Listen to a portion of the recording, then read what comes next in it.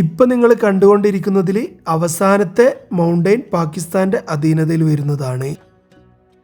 ഇപ്പം ഈ പോയിന്റിൽ നിന്നും നമ്മൾ ഈ ബൈനോക്കുലറിലൂടെ നോക്കിക്കഴിഞ്ഞാൽ പാകിസ്ഥാന്റെ അതിർത്തിയിൽ സ്ഥിതി ചെയ്യുന്ന മോസ്ക്, അവരുടെ സൈനിക ബങ്കറുകൾ, അതുപോലെ പട്ടാളക്കാർ എന്നിവയെ വളരെ വ്യക്തമായി നമുക്ക് കാണാൻ കഴിയും. അതിനുശേഷം ഞങ്ങൾ അടുത്ത ഡെസ്റ്റിനേഷൻ ലക്ഷ്യമാക്കി യാത്ര ആരംഭിച്ചു.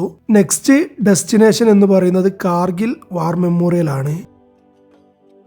ഇതാണ് കാർഗിൽ വാർ മെമ്മോറിയലിന്റെ മെയിൻ എൻട്രൻസ്. 1999 ഇന്ത്യയും പാകിസ്ഥാനും തമ്മിൽ നടന്ന കാർഗിൽ യുദ്ധത്തിൽ ജീവൻ ബലിയർപ്പിച്ച സൈനികരുടെ സ്മരണക്കായാണ് ഇന്ത്യൻ സൈന്യം ഇത് നിർമ്മിച്ചിരിക്കുന്നത്. അകത്തൊരു ഫംഗ്ഷൻ നടക്കുന്നത് കൊണ്ട് മെയിൻ എൻട്രൻസ് വഴിയല്ല, സൈഡിലൂടെയുള്ള മറ്റൊരു എൻട്രൻസ് വഴിയാണ് ഇപ്പോൾ നമ്മൾ അകത്തോട്ട് കയറുന്നത്. ആർമി ഓഫീസർ കംപ്ലീറ്റ് ചെക്ക് ചെയ്തതിന് ശേഷമാണ് നമ്മൾ അകത്തോട്ട് കയറ്റി വിടുന്നത്. പിന്നെ ഷൂ ധരിച്ചവർക്ക് മാത്രമാണ് അകത്തോട്ട് പ്രവേശനം അനുവദിക്കുന്നത്. ചെരുപ്പ്, സ്ലിപ്പർ ഇതൊന്നും ഇവിടെ അനുവദിക്കൂല. ഞങ്ങൾ ഈ സ്മാരകം സന്ദർശിച്ചത് ജൂലൈ മാസത്തിലാണ്. അതുകൊണ്ട് തന്നെ അകത്ത് ആർമിയുടെ പ്രോഗ്രാം നടന്നുകൊണ്ടിരിക്കുകയായിരുന്നു. ഈ കാരണം കൊണ്ട് സ്മാരകത്തിലെ പ്രധാന ഭാഗമായ വിജയ് സ്തംഭം, അതുപോലെ തന്നെ ഗാലറി, മ്യൂസിയം ഇതൊന്നും കാണാൻ ഞങ്ങൾക്ക് സാധിച്ചില്ല. ഇത് ആക്ച്വലി ഒരു മിലിറ്ററി ബങ്കറിന്റെ എക്സാക്ട് മോഡലാണ്.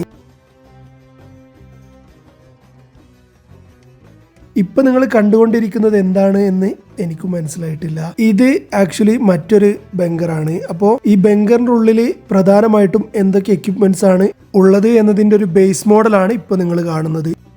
സൈനികരുടെ ധീരതയെ ആദരിക്കുന്നതിനായി എല്ലാ വർഷവും ജൂലൈ 26 കാർഗിൽ വിജയ ദിവസം സ്മാരകത്തിൽ ആഘോഷിക്കുന്നു.